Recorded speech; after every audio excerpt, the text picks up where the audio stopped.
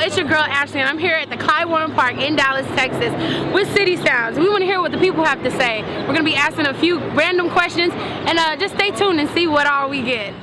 Okay, so first off, who's your favorite rapper? I'd have to say right now, Young OG or Cheddar, but he don't be rapping no more, so. Your favorite rapper? When you listen to hip hop or you're going to like a hip hop club, who are you wanting to hear? Yes,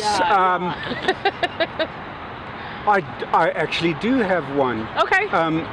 Is his name Tupac? What's his name?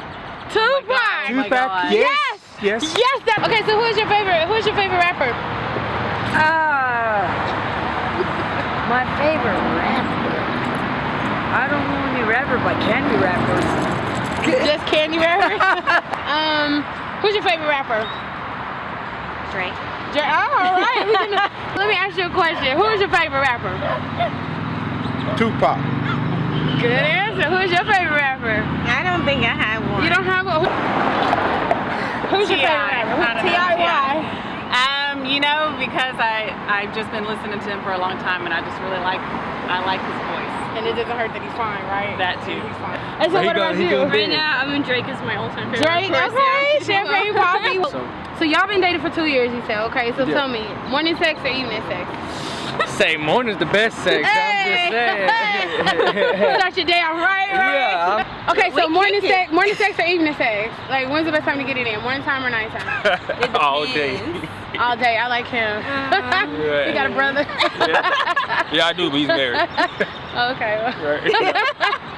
Morning sex or evening sex? Oh, evening. I can't get up in the morning. Can you get up in the morning, Peter? That's a loaded question. Yeah. You can? Some parts of me do, yeah. So what about you? What, my preference? You said it it depends. I mean, whenever you feeling it. Whenever he feels it, so like if he wakes up with whenever you that, feeling oh, it. okay, so like I you don't wake like to up woke up like, by myself. you don't like the morning, hey, knock knock? Not that type. I don't like if I'm like sleeping, it's 2 a.m. He like rubbing me. I'm like, I see you rubbing me, but why you trying to wake me up? I'm sleeping. So. What about you?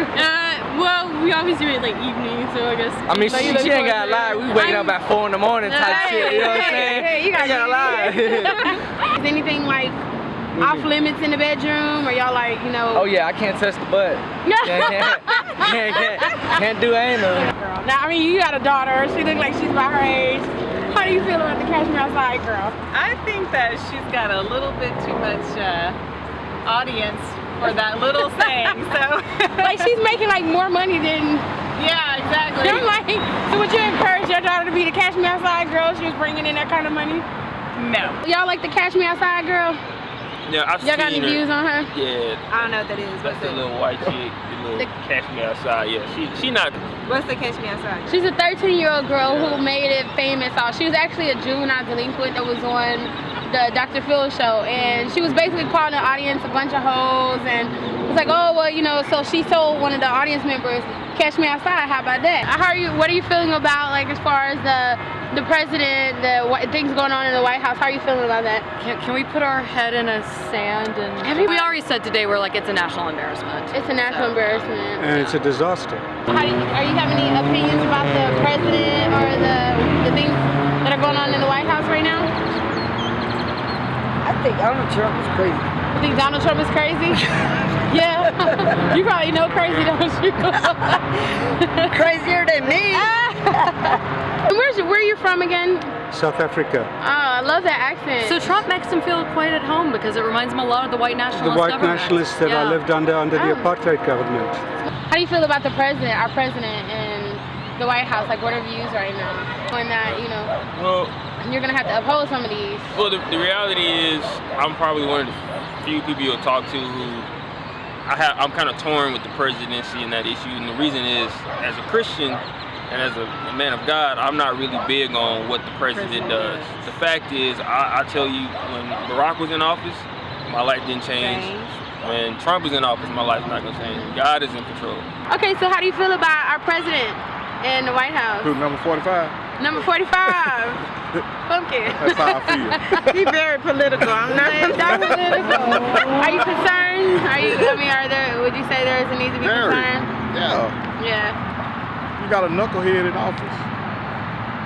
Yeah, I mean, he's probably a good person. I mean, I don't hate him, but I just don't like what he's doing.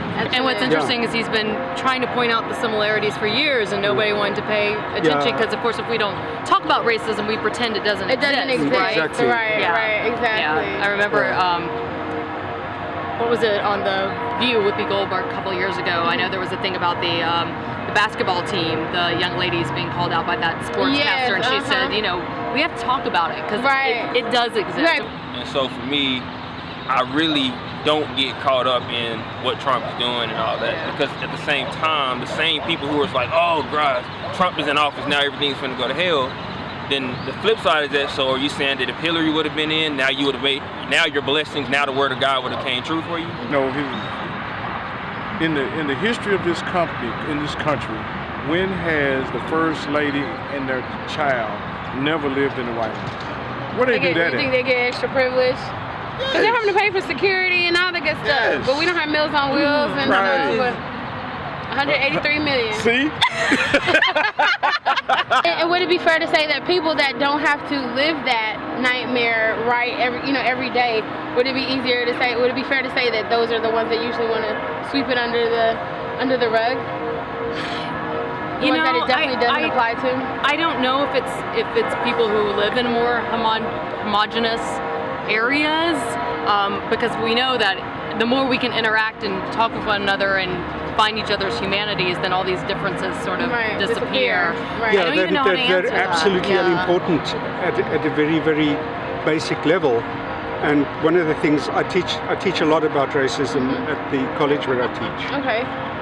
And I always tell my students, you know, I'm African but not black.